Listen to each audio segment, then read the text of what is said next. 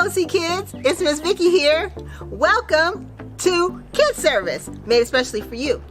Stand up, get your wiggles out, let's get ready for praise and worship.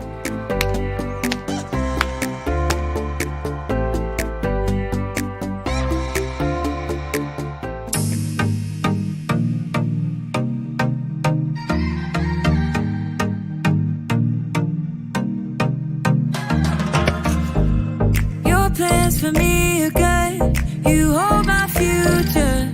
You're working all the time. You're the mountain mover. From sunrise to sunset, till the sun comes back up again. You're by my side. You started a good work in me. I know that you will complete it. You will see it through.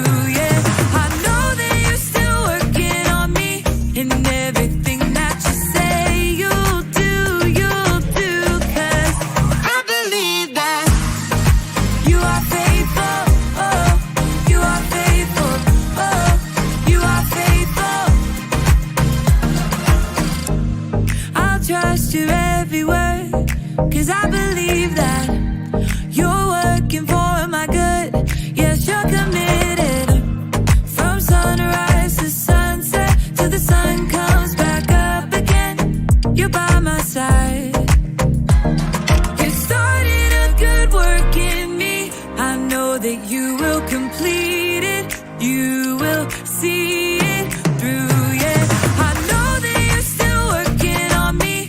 And everything that you say you'll do, 'cause I believe that you are faithful, oh, you are faithful, oh, you are faithful.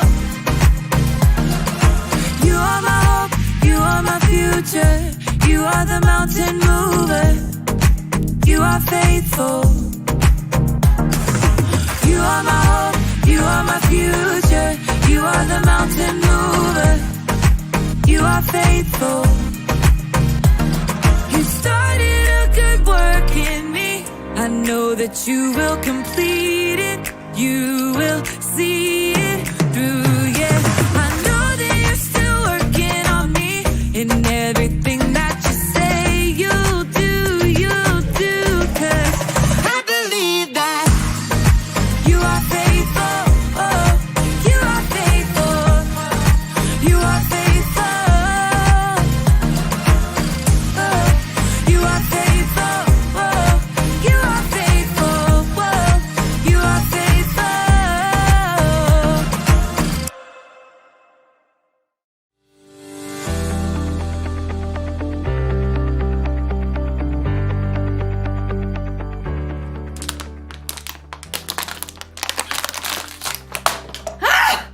Hey everyone!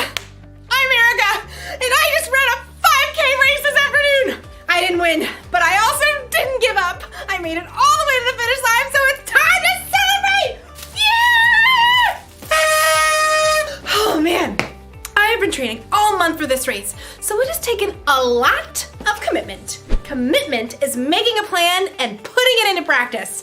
I made a plan, and I practiced a lot. All that running.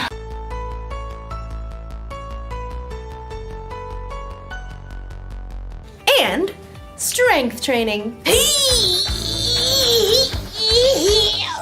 And even training my brain. For a month, it's like training has been my life. Like, I thought about this race constantly. When I decided what to eat. Oh, when I chose how to spend my time.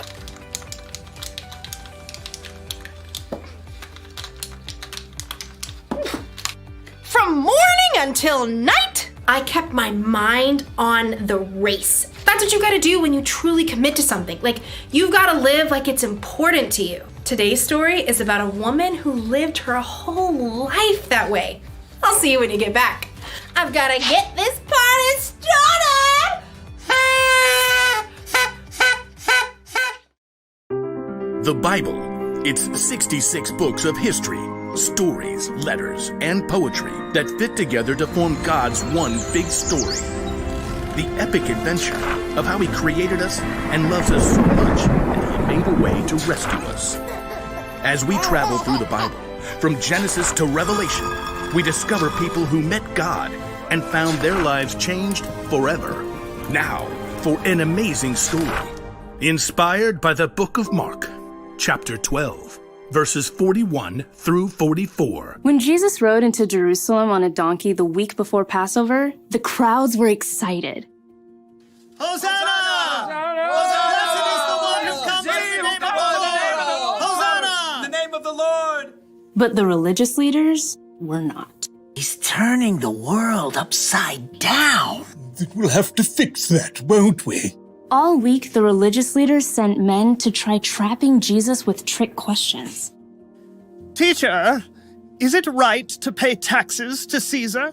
Every time, Jesus gave a wise answer that caught them off guard. Give back to Caesar what belongs to Caesar, and give back to God what belongs to God. Jesus knew the religious leaders were so puffed up with pride, they didn't want people to listen to anyone else. Jesus even warned the crowds about them. Watch out for the teachers of the law. They love to have the most important seats. They take over the houses of widows. They say long prayers to show off. One afternoon, Jesus and his disciples visited the temple. They sat down to rest for a moment across from the box where people came to put money they offered to God. Perhaps the disciples, mostly poor fishermen themselves, were impressed by the rich men giving gifts. Check out his robes. I think they actually might be silk. Jesus watched the rich men dropping handfuls of gold coins into the box. He knew that, like the religious leaders, they were proud to show how important they were. Check this out, world. Money, money, money. Always sunny in a rich man's world. Even though these wealthy men were giving impressive amounts of money, Jesus knew they had so much, this was easy for them. Simply a drop in the bucket. Huh. She looks a little out of place. The next person in line clearly wasn't wealthy. In fact, her patched robe showed she didn't have an extra cent to spare. A widow, probably. At that time, if a woman's husband died, she had no way to earn money and often had to live on next to nothing. 2 pennies? How's that gonna help anyone? Jesus was watching the woman too, but he saw something different, something more.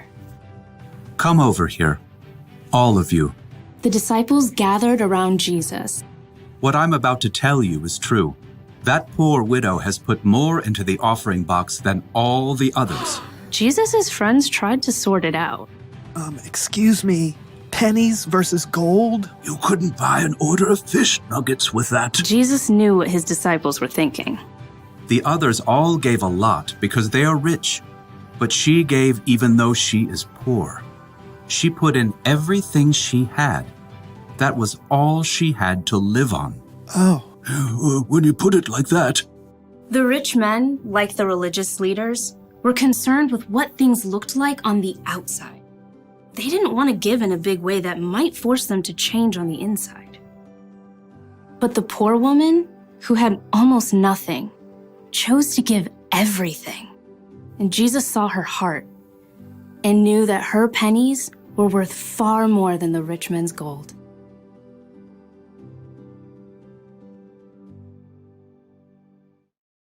Nobody else thought a poor woman giving 2 small coins was a big deal.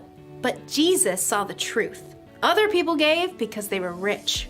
This woman gave everything she had because she was putting her trust in God. She was living for Him. And that's something to celebrate. Woo! Yeah! Living for God is about more than giving money. It's about trying to include God in every part of your day. It's about asking yourself before every choice you make, does this honor God? I could copy my friend's homework or do the work myself, like I'm supposed to.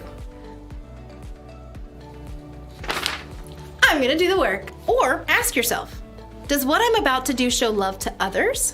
My friend didn't get me anything for my birthday. Should I get even by giving her nothing?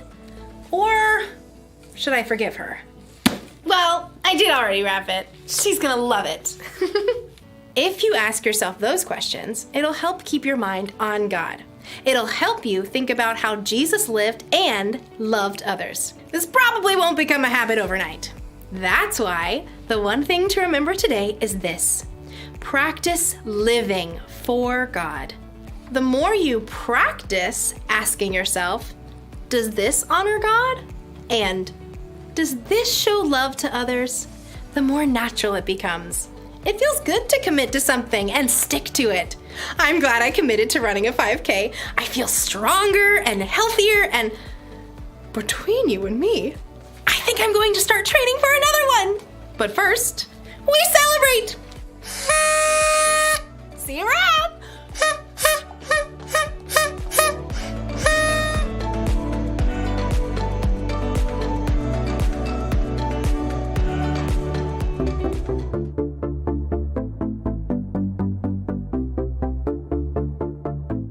Did you know you can practice living for God?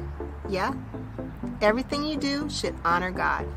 Your life should show people that you love God and that He lives in you. Show someone today that God's love lives in you. Come back and join us again next week. Same time, same place.